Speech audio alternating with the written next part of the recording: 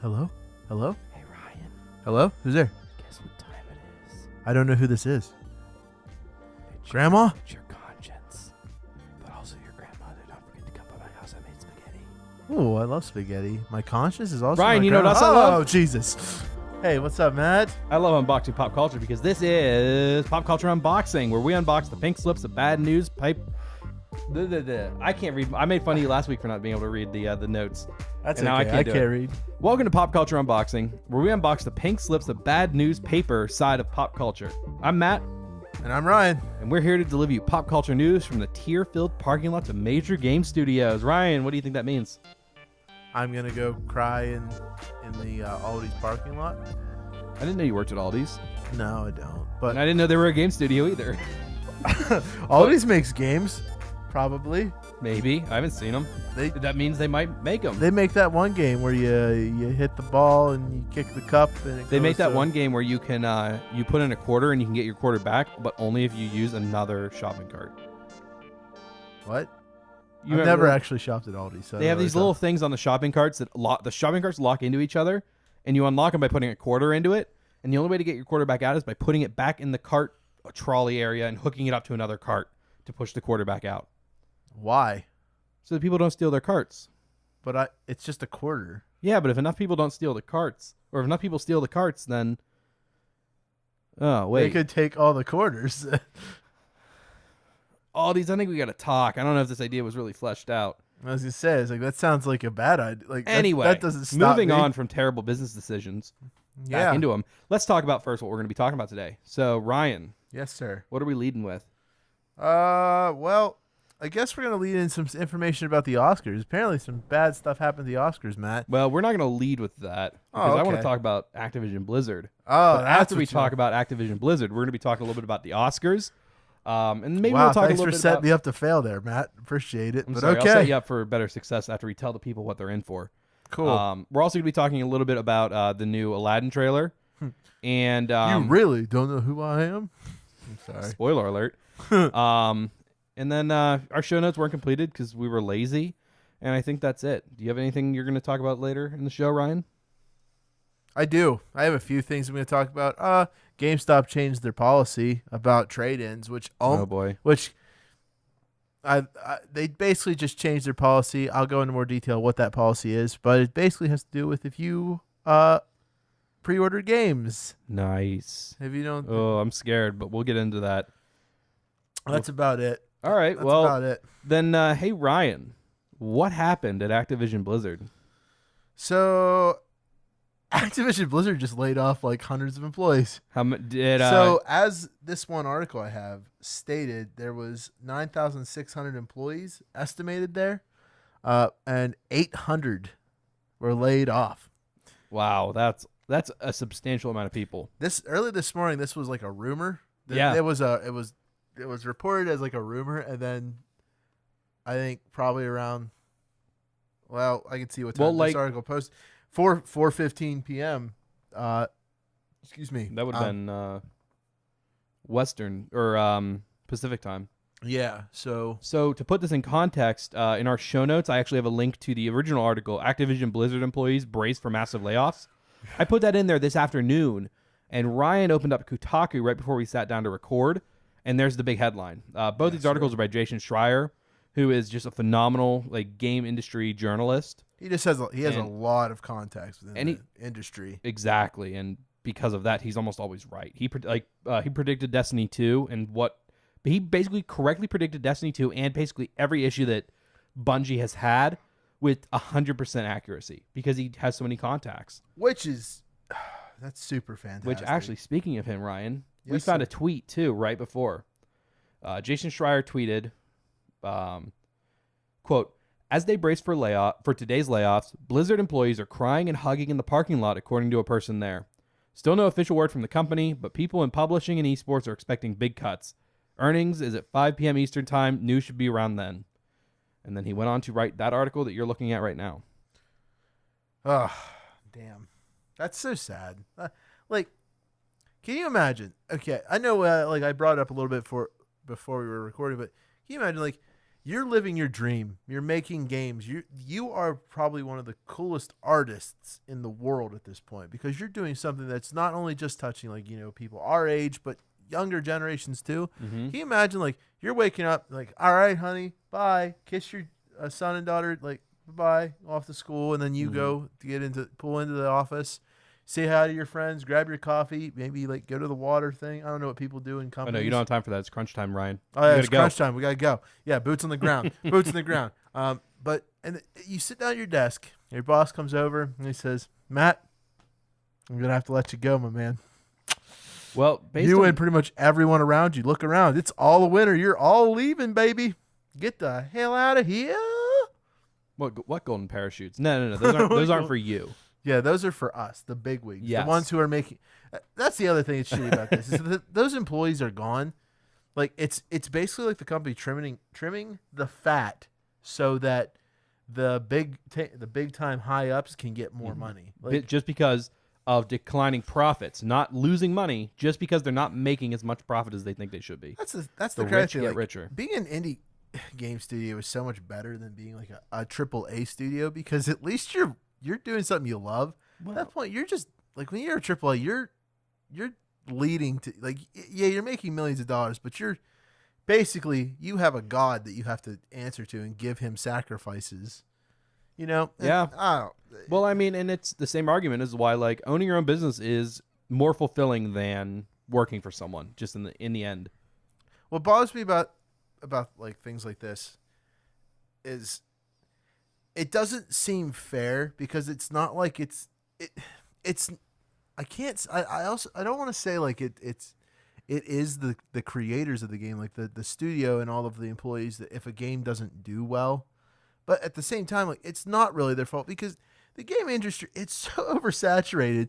Plus, we all know Activision does not have the best track record with gamers nowadays with like, you know, microtransactions and stuff like that.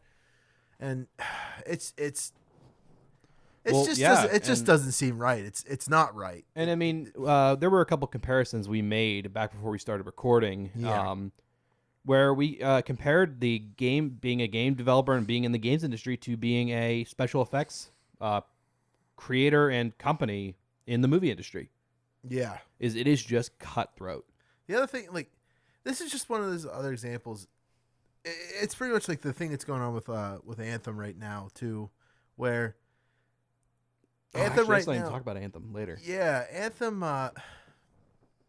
So right now, to buy Anthem, like there's a chart that on how you to buy Anthem, on how to buy Anthem. A chart? Yeah. So like if you were so there's like it's a crazy little like a fan made chart or a chart by them. No, a chart by them, like how to play the game, so if you had, you know, it's kind of like the VIP demo, because this is still Activision, they still have a part in this. I thought it was EA.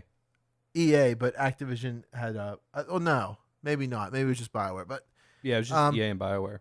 Yeah, the chart to buy, like, so if you spend $15 right now on the Origin Access, I get to play the game Friday, earlier than everybody else, like a week earlier. But you also have to have bought the game. No. Oh, I spent $15 today. I get EA. I get the Origin. I get the game Friday. Right. Cool. That's great. So $15, I get to try the game for a month, see if I want it. Then it's over, right? Or I could have bought the normal edition, $60. Game's mine, no matter what. If I cancel my Origin subscription, it doesn't matter. The game's still mine. Yeah. Or there's the second edition, which is always, you know, some kind of like, oh, if you pre-order this $79 edition, you know, you get some extra skins and stuff like that. Then he's like, oh, there's also this $100 one that gives you all of this. Oh, and if you want more, you can spend $125 and you get the game, all of the things that you get in all the other packages, plus you get a season pass. Meanwhile, the people like me who spend $15, I get to play it Friday, and the people that spent like $100 still have to wait. You know what I mean? Like it's so stupid. Yeah. And like there's this confusing chart that literally shows like the days. If you did this, this is what you get. This is your reward. And it's like, why? It's a game. Oh my God. Release dates don't exist anymore. Like they don't matter. Yeah. It's just That's. it's one of those things where it's clearly it's a company trying to get more money. Yeah. This whole thing with Activision Blizzard is They want you to buy the game and pay to have it early. Yeah. It's disgusting. This is just one of the examples of how disgusting the gaming community is getting, and as for company wise, and it almost makes it really hard for it's no wonder a free game that just got released is one of these free games are the bigger games. Yeah. You know? And these people are all trying to compete with Fortnite, but with paid games. So they're not even hitting Fortnite's demographic. Yeah, exactly. Like I can tell you there are many people that have skipped out on many games because they weren't free versus for Fortnite, you know? Well, and so to go back to the Activision Blizzard thing. Yeah. Do we want to talk a little bit about where we think those cuts came from? And you have more insight to this company than I do, but I can try to call give it my insight, opinion. but just kind of a guess. So you heard the news, I want to say it was last month, that a certain little indie studio with a game that nobody really played called Bungie split from Activision. Yeah. This layoff. They made that game Balo, right? No, I think it was called like just Circle or something. Hollow Circle. Hollow Circle. Maybe yeah. Hollow Circle, yeah. I think it was more specifically Hollow Circle. Bright circle that hovers over holy people's heads was the whole name. It was a hell of a mouthful. Wow, I feel like there's a shorter word for that. That's weird. That was a hell of a walk for me to describe a Halo. But no, Bungie split from Activision about a month. Not officially split, but they began the process of splitting from Activision Blizzard last month.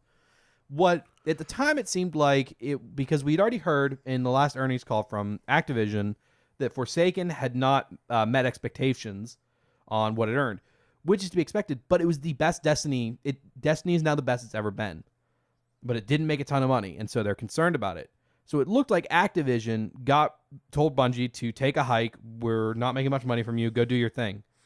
But because of this now, I'm starting to wonder if it was Bungie that pulled the cord. And they said, look, their contract started in 2012, I think, with Activision. Yeah. We've got 3 more years left with them. They're circling the drain. They're getting terrible reviews on their stuff, and they're causing problems for our game. Let's just pay the remaining $3 million of our $10 million 10-year contract, buy ourselves out of this contract, and do our own thing. And I have a guess that Bungie was the one who wanted out. And because of that, combined with declining profits from Overwatch and the reaction to Diablo Immortal, I think there's a lot of people at Activision whose jobs were either compromised or not necessary anymore with losing Destiny and the huge fallout. Yeah.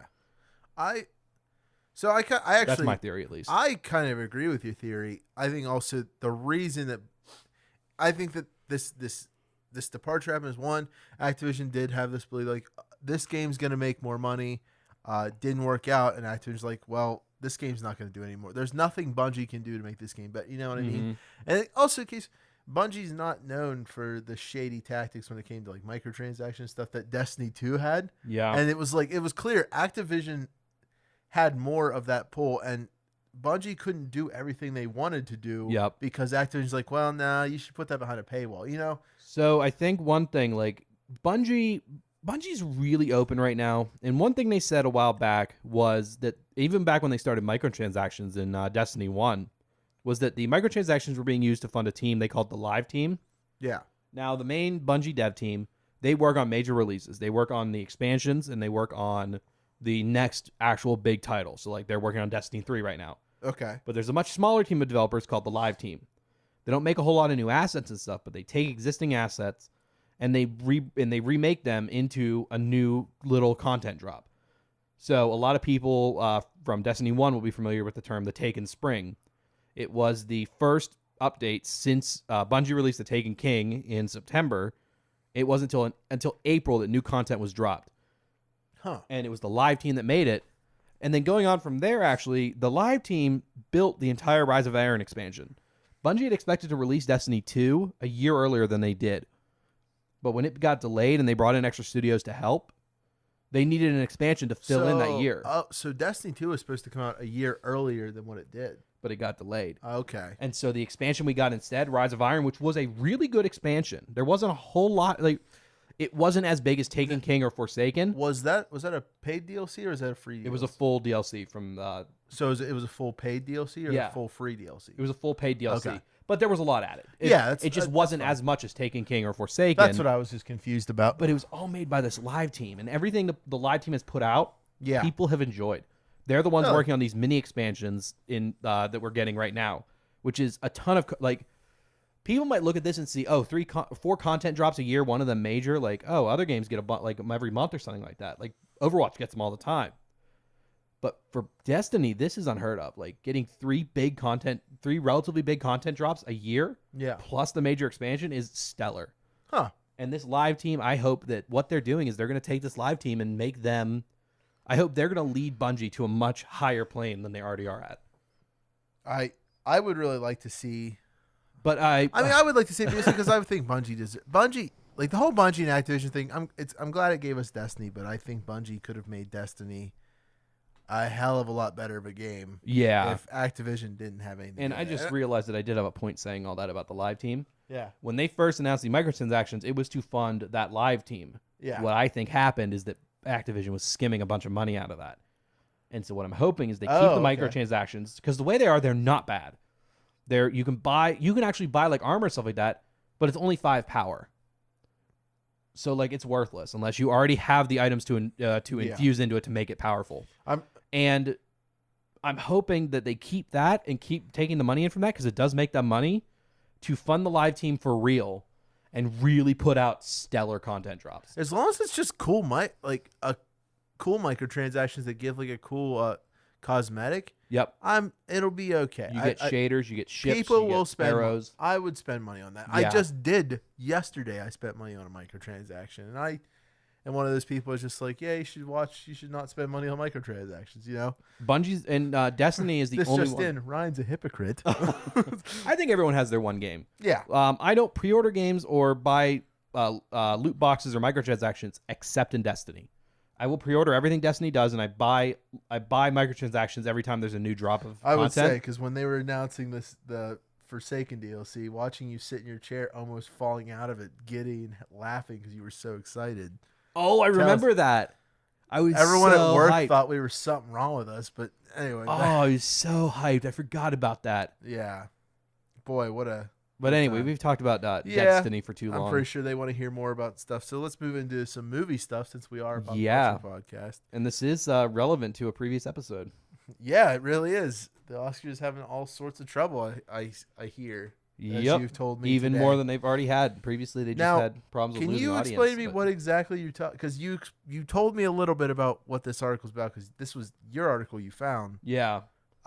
The article, I wouldn't recommend opening it up and trying to read it. It's long. I'm not going to read it. I just want to understand what's going on with this. What's happening? So the gist of it is they are getting pressured from advertisers because nobody's watching the Oscars anymore. They're getting diminishing viewers.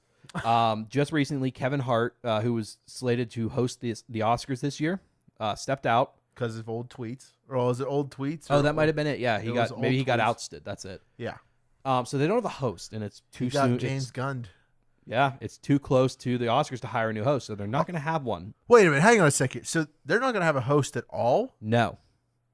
So I have no idea what they're doing. You're going to tell me they don't have any backup people in case Kevin Hart would die or fall ill? Here's the thing they didn't do either. At previous Oscars, when you win an Oscar, usually it's presented to you by the last person to win that Oscar. They're not doing that this year. Apparently, a bunch of people who won Oscars last year never got a call to come in and help and do it. And the nail in the biggest nail in the coffin is they are doing all of the less popular awards. You can see in the not camera feed that I did finger quotations. The less popular awards, they're doing those during the commercial breaks. Oh my God, so that's the terrible. The technical awards for editing, I'm sure, is one of them. But what's the point then? Yeah. Well, does that mean the Oscars are only going to be an hour long? Probably. Oh my God. Yeah, and it's a well, that's going to make my one idea for a future project between me and you easier to sell with you. I was gonna say we should live stream the Oscars. Live stream our. I'm on board with it. Live stream our opinion, and then during the commercials, we can just make up what we think won. Yeah, make up who we thought won. Yeah. So they're not gonna announce who won on the breaks either. I'm sure they will after the break. Oh, it says like. And so I was reading that, and I found it on Reddit, and I was reading the comments that someone pointed out that about 10 years ago, the way they would do it is when something would win an Oscar, they would show clips from why it won. So they would show clips from the movie of like they'd show editing or something from the movie. Yeah. They stopped doing that a while ago. Like the Oscars are more and more apparent. I knew that. Yeah. That's why like last year, I think it was last year's Oscars was like really hard to sit through because it felt like it was more of a political statement with some of the winners. Yep. Instead, like, again. And I mean.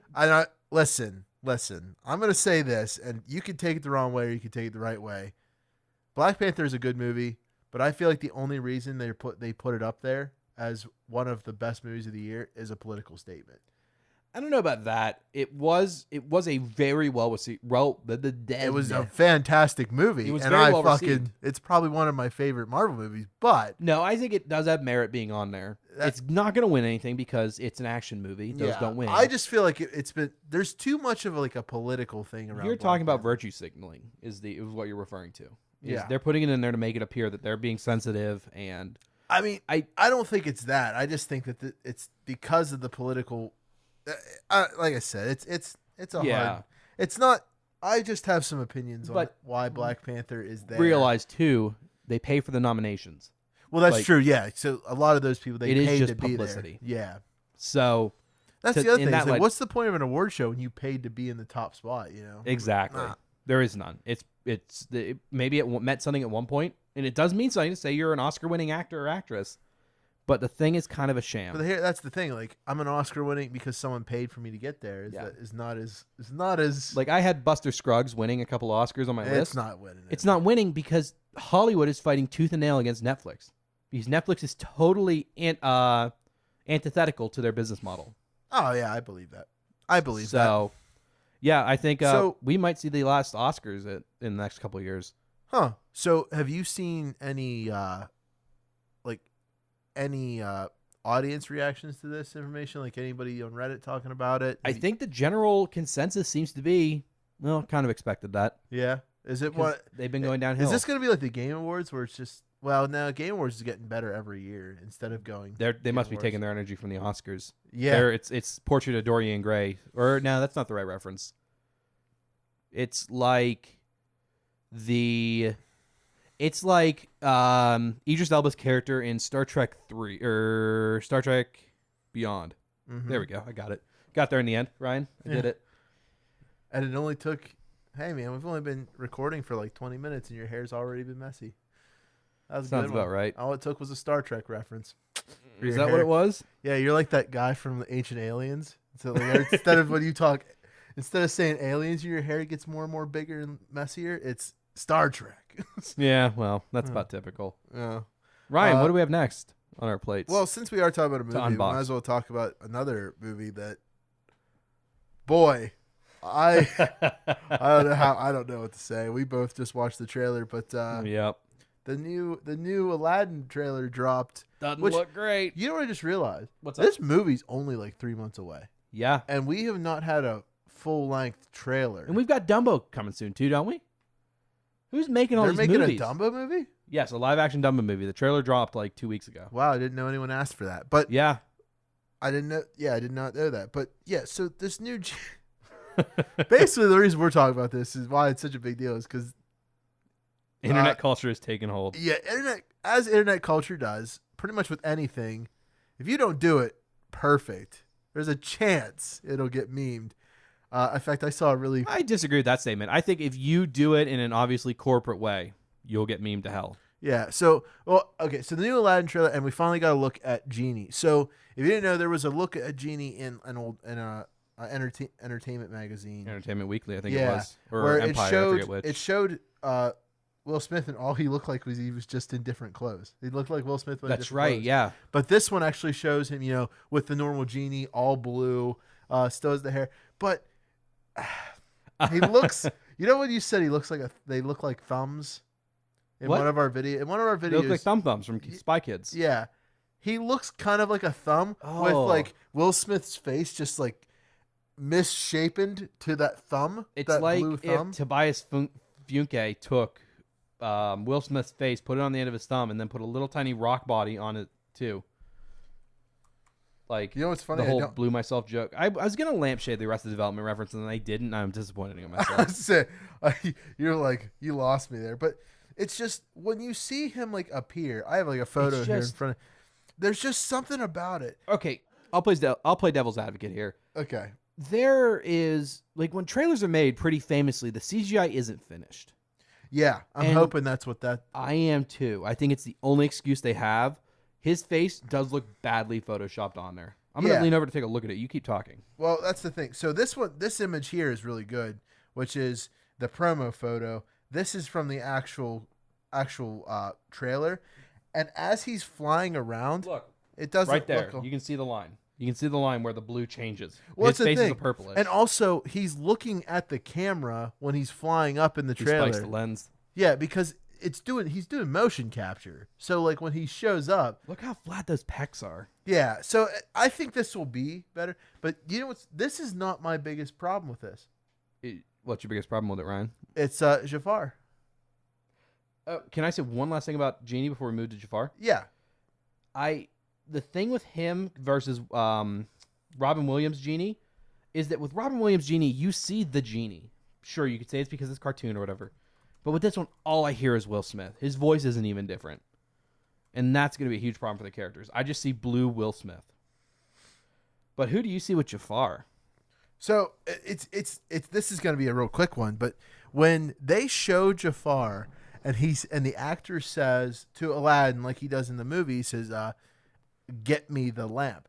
It is a bland look of Jafar. Yeah. Like it's more like, "Get me the lamp, Aladdin." And if I was Aladdin at that point, like, all right, you're not threatening. You go F off. I'm gonna go get the lamp for myself if I'm gonna do the lamp. But in the original Disney movie, like he grabs a hold of the parrot. What did you say the parrot? Iago. Well, he grabs a hold, and the voice, because it's a voice actor, he obviously puts more acting behind it. But he's more menacing. This Jafar does not look menacing. It looks like the actor's bored out of his mind, or he already is like, this movie's gonna fail. It's and it's the thing of like with the cartoons, you really ham it up. Like they're larger than life characters, but when you're making a story like this, it's already kind of ridiculous. Just ham it up. Be an evil villain, you know? Yeah. And I don't think this movie's gonna do it. Which is sick. But here, like as you play devil's advocate, I'm going to as well. It is super early. Like it's not super early, but it is really too early to know what this movie's going to be about. Because we looked at Aquaman and said the same thing. Now Aquaman was a really good movie. Yeah, we looked at I looked at Batman v Superman. I was like, this might be an actually okay movie, and it wasn't. And I was about to say to counter your argument there, but I think it actually might go along with it. Yeah. Is this one is so much more of just a clear money grab in that they saw how well like the live action Jungle Book did, and so now they're just going to cash in on making live action remakes of all of the old Disney movies because they know they can cash in on the nostalgia. Exactly what they're doing. Oh wait, we got Lion King too. Yeah, we got Lion King. We got Lion King, Dumbo, and Aladdin coming up.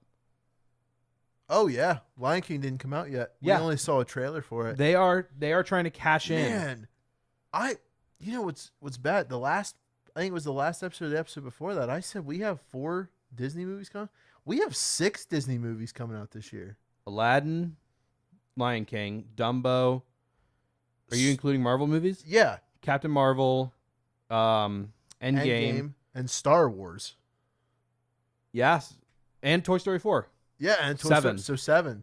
That's this is gonna be Disney's year again.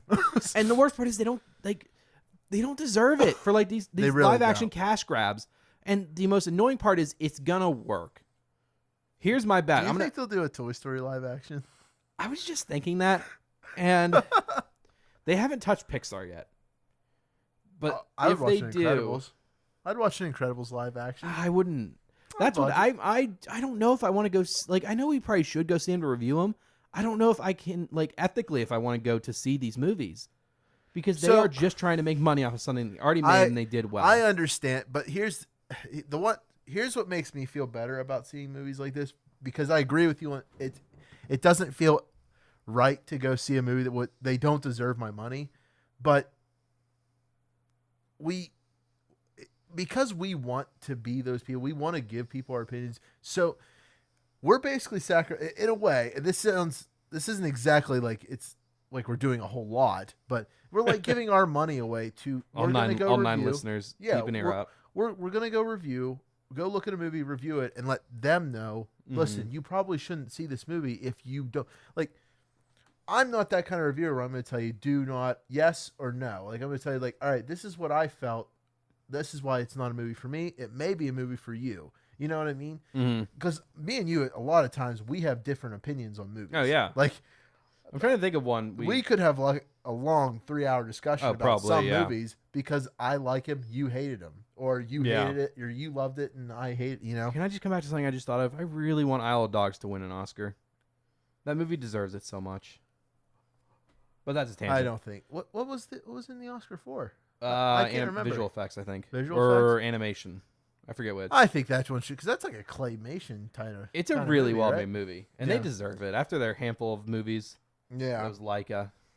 Anyway, speaking of, I don't know, what was our next topic? How do I segue into this? Ryan, give me a segue. There's no real easy way to segue into this. Well, I mean, cash grabs. Actually, nah. All right. Actually, I do have something I want to talk about real quick. While you collect your thoughts on this next one. Okay. I noticed something on YouTube. I went to watch a couple of videos on YouTube earlier while I was eating. Yeah. And I saw an interesting one. It was an Anthem video that is premiering in, at this point, 12 hours or so. It is a live-action Anthem video being made by Oats Studios. Now, are you familiar with that name? Yeah. Oats Studios is a crowdfunding studio from Neil Blomkamp, famous director of District 9 and Elysium. He is... I'm sorry. Wait, how did I not hear about this? He is premiering a video for Anthem, a live-action video that I don't know what it's about, but it's from Oats Studios. And when's it supposed to air? Tomorrow. That makes sense, because tomorrow we can preload the game if you paid $15. So yeah. So that's a really interesting connection there. And I see and he's making money now after he famously failed, or not so famously, obviously, failed to crowdfund his Firebase movie. There's a little plug for you. If you haven't gone, check out Oats Studios. That's OATS Studios on YouTube. They make awesome movies, and they sell all the assets for the movie on Steam. Oh my God. That's so exciting. Yeah. I'm sorry. I just had wow, I cannot wait for that. But yeah, it's going to be great. Even though I hate the Iron Man suits that we wear, but wow. All right. That's awesome. So that's to look forward to. Just wanted to throw that in there. I can't wait. Okay. But I'll definitely watch it as well. Yeah. Probably not when it premieres, but yeah, that was, oh my God, that's so cool. Yeah. Oh. So Ryan, what was it you wanted to talk? Oh, GameStop, wasn't it? Yeah. So speaking of games, hang on, let me segue this in for you. Okay. Hey Ryan. Yes, sir. Why don't we stop and have a discussion about games? Huh? What could we call that segment? I don't know. GameStop. Oh, well. Oh, yours is better. Oh yeah. It's got more ring to it. Yeah. Anyway, I don't know if I could really sell that idea though. Yeah. All right. I'll be quick. I get it, because they can't sell their own company. Yeah. Right. Their that was the joke. Yeah, good work. Their company's only worth $3. $3.50, Ryan. Be nice. Oh, that's true. I can do $3.50. Anyway, so yeah, this is kind of interesting. GameStop has some cool news. This isn't really what doesn't seem like it. Okay. Yeah. This doesn't seem like a real big deal, but if you think about I'm going to explain why it kind of is. So, GameStop changed their policy, their pre-order policy. So what it used to be is if you pre-ordered a game and it released and you forgot to pick it up. Say, you don't think it happens a lot, but it actually happens a lot. I imagine, yeah. Yeah. So there's that 30-day window, but you can always get your money back. So after that 30 days, like the pre-order is no longer valid, but you get your money back. Like the next time you go in, you get your money back. Now you have 30 days of that pre-order. After that 30 days, you cannot get your money back. You will only get store credit. Okay. Now, again, doesn't sound like that big of a deal, but what it is they're keeping your money because they also have no money. Yeah. As their company is just slowly going farther and farther. Now, where this is a big deal. Okay? Yeah. So games, usually when I pre-order a game, I get it. But you know something about me that most people don't. I'm also a statue and figure freak, right? Yeah, you collect a lot of figures from like your favorite movies and video games. I have many statues. A lot of them are really cool. At GameStop right now, I probably have 50 pre-orders, and they're all statues right now. Oh my god, I didn't realize you had that many. Yeah, wait, does that apply to those too? What? That applies to your statues as well. That's what I'm saying. Yeah, 50 of my pre-orders are all statues, and then like 3 games. But the thing is, so where it kind of gets to the problem is like with GameStop, they're supposed to call you, right? Yeah. Sometimes they don't. Sometimes they get busy and they don't call. They have a list. They do go down there, or they'll call me to say, "Hey, look, a statue's in." But if I didn't reach it, they left a voicemail, and then life gets in the way. I can't go pick up that statue right now. Well, where it kind of comes to a problem is like after that 30 days. By that 30 days, maybe I don't want that statue. Well, I try to go back, and I can't get my money back for that statue because I don't buy physical copies of games anymore unless they're steelbooks. And it's a copy I want physical. I'll play devil's advocate here. Yeah. It's my turn. I'll take the devil's advocate stick. Okay. I'll take it. I'll take it away from you. All right. I think it. I don't know if it's the worst idea. Let me give you an example, which you might already kind of agree with what I'm going to say. Yeah. Uber, they instituted a policy, this is a while back, where if the driver had to wait more than a couple minutes, it started charging you a fee. Yeah. And I think this might be kind of in the same vein, is you pre-order, they get this X many pre-orders, but 10 people don't show up to pick it up. They've already spent the money in supply lines and shipping and everything to get it to the store. So now I don't know if that is enough to recoup the entire cost of that purchase, but I can kind of see where they were coming from. But I think you're right. I think it was a lot more of, we're hemorrhaging money. We got to seal up every gap we can think of. That's pretty much what it is now, granted, I'm more of on the devil's advocate side. Is like, if I don't pick up a pre-order and I lost that pre-order, that sucks. But you should have canceled it. If it's been 30 days and I didn't go pick up a statue, that's on me. That's not on the company. That company is also, remember, they're not putting that on the shelf. They're holding it for you. That's storage space. And so if it's like a mall or something, that's valuable. Yeah. So it doesn't seem like, I'm trying to explain where it's a big deal to a person who might be angry. But because the articles that I've seen were angry people about it. But I'm not angry because I understand where it's my fault if I forget the 30-day pre-order. I think it's a step too far because for you, these statues are $120, $150. Yeah. If you don't go pick up your statue, you shouldn't get dinged with $150. It should be like $15, $20 for the space it took up and them having to ship it back to their retailer or label it, put it on the shelf, and try to sell it. I say that's what they do. They'll label it, put it on the shelf. But for a video game, that seems needless, and I think it is just kind of a move where they are just sealing every leak they can. Yeah. Even if the leaks are legitimate business things. So I can see them getting dinged in one place in particular I can think of is Australia. I'm pretty sure if you aren't giving the customer something, you legally cannot keep their money like that. I think this is a policy change in just Canada, Mexico, United States, and Germany. I think is where which is probably the only place they're legally allowed to do this. It's become active in there. That's what I can say. The rest of the stuff is to be determined. I mean, I think the real answer is, but it is going to be a policy change. They want. You really shouldn't. Yeah. They're archaic practices. They're stuck in 2009. Yeah, you definitely shouldn't. You shouldn't. You shouldn't go to GameStop anymore, in my opinion. Even it's nice that I can get it's nice because I can pre-order those statues there, but I can also pre-order them in Big Bad Toy Store. Yeah, sometimes a lot cheaper. So, and you know what I could see coming too is in places if GameStop goes under. I mean, I'm sure some big corporate company is going to come in and fill in the gap, but I'd like to see small businesses in areas where people visit the GameStops a lot. I'd like to see small businesses crop up there, like a local game store. I would love for GameStop to get. Well, a local game store would be cool too. There actually is a local game store that's giving away Fallout 76 in Germany. I saw that. I saw that post. They're literally bundling the game with anything they possibly can bundle it with. Yep. But, so it did go free to play, is what you're saying? In a way, yeah. You spend $60 on this controller, you get the game for free. But anyway, yeah, it's getting close to the end time. So I'll end this really quick. Yeah, hit us up. Hit it, Ryan. This game close us out strong. Yeah, don't go to GameStop.